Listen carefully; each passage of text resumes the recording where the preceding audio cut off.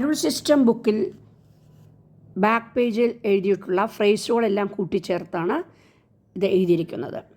ഗാന്ധിജി എന്ന് അറിയപ്പെടുന്ന മോഹൻദാസ് കരംചന്ദ് ഗാന്ധി ഇന്ത്യൻ സ്വാതന്ത്ര്യ സമര പ്രസ്ഥാനത്തിൻ്റെ നേതാവും മാർഗദർശിയും ആയിരുന്നു.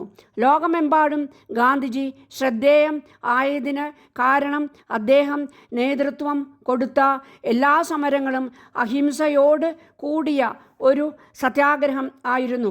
1869 ഒക്ടോബർ 2 ഗുജറാത്തിലെ പോർബന്ദർ എന്ന സ്ഥലത്താണ് അദ്ദേഹം ജനിച്ചത്. അദ്ദേഹത്തിൻ്റെ ജന്മദിനമായ ഒക്ടോബർ 2 ഗാന്ധി ജയന്തി ദിനമായി നാം ആചരിക്കുന്നു. സ്കൂൾ വിദ്യാഭ്യാസത്തിന് ശേഷം അവസാനം ഇംഗ്ലണ്ടിൽ നിന്നാണ് അദ്ദേഹം നിയമബിരുദമായ ബാരിസ്റ്റർ ഡിഗ്രി കരസ്ഥം ആക്കിയത്.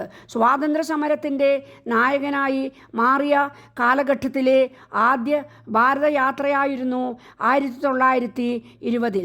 ദക്ഷിണേന്ത്യൻ ഗ്രാമങ്ങളിലൂടെയുള്ള ആ യാത്ര ഗാന്ധിജിയുടെ മനസ്സ് മാറ്റി മറിച്ചു. ഖിലാഫത്ത് പ്രസ്ഥാനവും നിസ്സഹകരണവും ഒരുമിപ്പിച്ച് ബ്രിട്ടീഷുകാർക്ക് എതിരായ പോരാട്ടത്തിൽ കരുത്തേകാനുള്ള ശ്രമമായിട്ട് ഗാന്ധിജി കോഴിക്കോട് എത്തി. അദ്ദേഹത്തിൻ്റെ രാഷ്ട്രീയ ഗുരു ഗോപാലകൃഷ്ണ ഗോഖലെ ആയിരുന്നു. 1915 ഗോഖലെയുടെ നിർദ്ദേശപ്രകാരമാണ് ദക്ഷിണാഫ്രിക്കയിൽ നിന്ന് ഗാന്ധിജി മടങ്ങിയെത്തിയത്. പിന്നീട് ചമ്പാരനിലും ഖെദ്ദയിലും സമരങ്ങളിലൂടെ ഗാന്ധിജി നിസ്സഹകരണ പ്രസ്ഥാനം തുടങ്ങി. ജവാലിയൻവാല സംഭവം, ഖിലാഫത്ത് പ്രശ്നങ്ങൾ എന്നിവയോടുള്ള ബ്രിട്ടീഷ് സമീപത്തിന് എതിരെ 1920 ഓഗസ്റ്റിൽ തന്നെ നിസ്സഹകരണം പ്രഖ്യാപിച്ചിരുന്നു. ഉടനെ തന്നെ ഗാന്ധിജി കേരളവും സന്ദർശിച്ചു. അദ്ദേഹത്തിൻ്റെ സന്ദർശനം കേരളത്തിൻ്റെ രാഷ്ട്രീയ ഭൂപടം തന്നെ മാറ്റിമറിച്ചു. ഖാദി തുണി തെന്നിന്ത്യൻ ഗ്രാമങ്ങളിലെ ജനങ്ങൾക്ക് പരിചയപ്പെടുത്തി കൊടുത്തു. കേരളത്തിൻ്റെ പല വികസന പരിപാടികളിലും ഗാന്ധിജിയുടെ പ്രധാന ആശയങ്ങൾ കാണാം. അന്ത്യോദയ പോലെ ഏറ്റവും പാവപ്പെട്ടവർക്ക് വേണ്ടിയുള്ള പ്രവർത്തനങ്ങൾ, കാരുണ്യ പദ്ധതികൾ, തൊഴിൽ അവകാശ പരിപാടികൾ തുടങ്ങിയ പ്രാഥമിക ആരോഗ്യ പരിപാടികൾ കേരളത്തിൽ നടപ്പാക്കി. ഇതെല്ലാം തന്നെ ഗാന്ധിജിയുടെ ചിന്തകൾ ആയിരുന്നു. 1902 ഗാന്ധിജി ആദ്യമായി ഇർവിൻ പ്രഭുവിനോടൊപ്പം എറണാകുളത്ത് വന്നു. തീവണ്ടിയിലാണ് അവർ അന്നത്തെ ഓൾഡ് റെയിൽവേ സ്റ്റേഷനിൽ എത്തിയത്. ജനങ്ങളെയെല്ലാം കണ്ട് ഭാരതത്തിന് സ്വാതന്ത്ര്യം ലഭിക്കുന്നതിന് വേണ്ടി സംഘമായി പ്രവർത്തിക്കണം എന്ന് ആഹ്വാനം ചെയ്തു. കോഴിക്കോട് കടൽപ്പുറത്തും ഗാന്ധിജി ജനങ്ങളോടൊത്ത് ഒത്തുകൂടി. വർക്കലയിൽ പോയി ശ്രീ നാരായണ ഗുരുവിനെ കണ്ടു. അവർണർക്കും ക്ഷേത്രപ്രവേശന വിളംബരം നടത്തണമെന്നുള്ള പദ്ധതിക്ക് തുടക്കമിട്ടു. അയ്യങ്കാളിയുമായി പങ്കുചേർന്ന് ഹരിജൻ ക്ഷേമത്തിനു വേണ്ടി ഉണർന്ന് പ്രയത്നിക്കുവാൻ ഉപദേശിച്ചു. വൈക്കം ഉപ്പ് സത്യാഗ്രഹം, ഹിന്ദു മുസ്ലിം ഐക്യം എന്നിവയുടെ പ്രാധാന്യം ജനങ്ങൾക്ക് പറഞ്ഞു മനസ്സിലാക്കി. സുഭാഷ് ചന്ദ്രബോസ് ആണ് ഗാന്ധിജിയെ രാഷ്ട്രപിതാവ് എന്ന് ആദ്യം വിശേഷിപ്പിച്ചത്. 1948 ജനുവരി 30 രക്തസാക്ഷിയായി ഗാന്ധിജി വീരചരമം പ്രാപിച്ചു. 1910 ഓഗസ്റ്റിൽ മാക്ഡോണയിൽ ആയിരുന്നു മദർ തെരേസയുടെ ജനനം. 18 വയസ്സ് കഴിഞ്ഞ ഉടൻ തന്നെ അവർ ഇന്ത്യയിൽ എത്തിച്ചേർന്നു.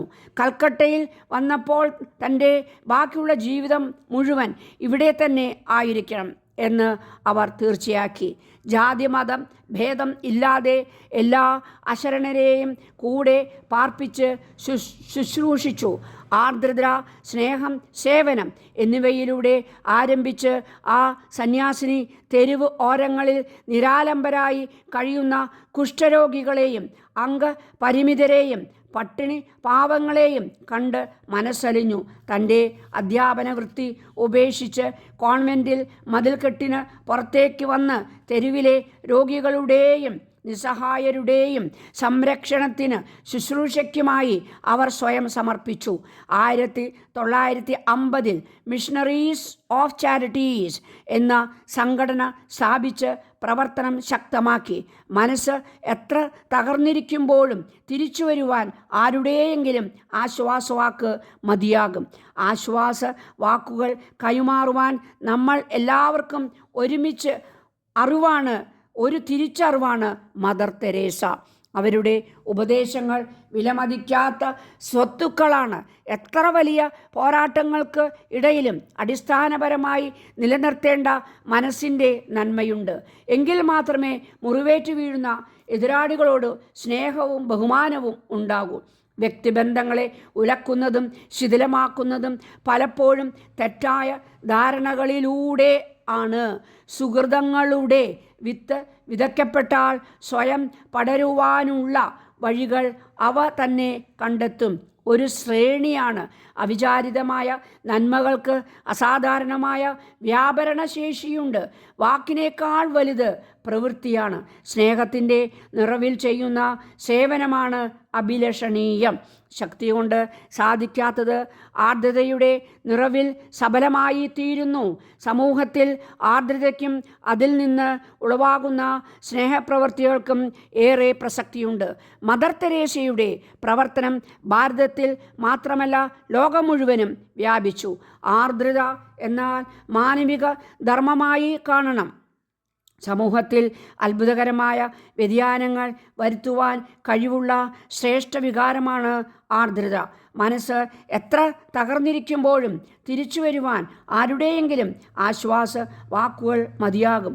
അതുകൊണ്ട് ആശ്വാസ വാക്കുകൾ പരസ്പരം കൈമാറുവാൻ നമ്മൾ എല്ലാവർക്കും ഒരു തിരിച്ചറിവാണ് മദർ തെരേസ. എത്ര വിരുദ്ധ സാഹചര്യങ്ങളിലും അത് അനുകമ്പയായോ കരുണയായോ പ്രത്യക്ഷപ്പെടും. സ്വന്തം ജനങ്ങളെ സ്നേഹിക്കുന്നതും സംരക്ഷിക്കുന്നതും കടമയാണ്.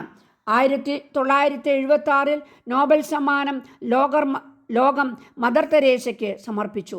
1980 ഇന്ത്യ ഗവൺമെൻറ്റും ഭാരതരത്നം കൊടുത്ത് ബഹുമാനിച്ചു. 1977 സെപ്റ്റംബർ 5 മദർ തെരേസ കൊൽക്കത്തയിൽ വച്ച് യേശുവിൽ ശരണം പ്രാപിച്ചു.